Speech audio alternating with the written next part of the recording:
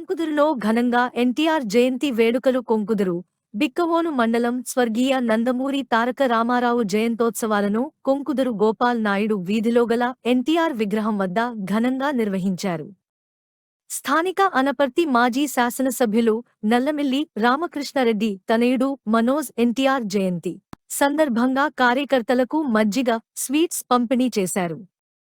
కార్యకర్తలంతా కలిసి ఎన్టీఆర్ విగ్రహానికి పూలమాలలో వేసి ఘనంగా నివాళులు అర్పించారు. రాబోవు ఎన్నికల్లో టీడీపీ పార్టీ అఖండ విజయం సాధిస్తుందని టీడీపీ యువ నాయకులు నల్లమిల్లి మనోజ్ ధీమా వ్యక్తం చేశారు. ఇక ఈ కార్యక్రమంలో గ్రామ టీడీపీ కార్యకర్తలు మరియు ప్రజలు పెద్ద ఎత్తున పాల్గొన్నారు.